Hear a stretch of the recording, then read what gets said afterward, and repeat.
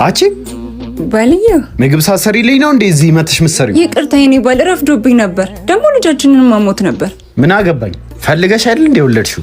ልጁ እኮ ያንተም ነው። ለምንድን ነው እንደዚህ የምትሆነው? ምን ማረጋገጫ አለኝ? ዲቃላሽን የትም እየሰበሰብሽ። አሁንስ በጣም አበዛኸው። እሺ ባለጌ። ምን አባሽ ነው ያልሽው? ምን ልሁን ነው የምትለው አንተ? አንተ ራስም ልትሆን ነው። ጭራሽ እዚህ ቡና እያፈላሽ ጎረምሳ ቀጠርሽብኝ። ብሩን አንቺ አሁን የሰራሽው ይለፉበትን ብርታው አንቺ ወደዛ። ምንድነው ሰው እየተፈታተንከኝ? ጥል ፈልገህ ነው? አታፍርም እንዴ አንተ? ጭራሽ እየሰራ ቤተሰብ ማስተዳደር ሲገባ እዚህ የተጨናበሰች ያለችውን የሰራችውን ብር ትቀበላለህ? አታወሪ ያለብህ እባክህ። ወይ ፈጣሪ። አይዞሽ እንኪሄን። ኧረ አያስፈልግም። አንተ እስኪ ታመጣለህ። ኧረ ችግር የለውም።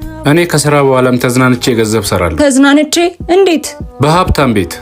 አዎ በተለያዩ በቨርቹዋል ጌሞችና በስፖርታዊ ጨዋታዎች የምታውቁት ሀብታም ቤት አሁን ደግሞ የሚገርም ቻሌንጅ ለእናንተ ይዞላችሁ መጥቷል። ቻሌንጁንም ያሸነፈ አንደኛ ለወጣ አይፎን 40 ፕሮ ማክስ፣ ሁለተኛ ለወጣ 30 ሺህ ብር፣ ሶስተኛ ለወጣ 20 ሺህ ብር። ቻሌንጁንም ለማሸነፍ ስለ ሀብታም ቤት ክሬቲቭ የሆነ ቪዲዮ መስራት፣ በመቀጠልም ከላይ ያስቀመጥኩላችሁን ሃሽታግ መጠቀምና የሀብታም ቤትን ቲክቶክ አካውንት ሜንሽን ማድረግ እንዳይረሱ። እኔም እወዳደራለሁ። መልካም እድል።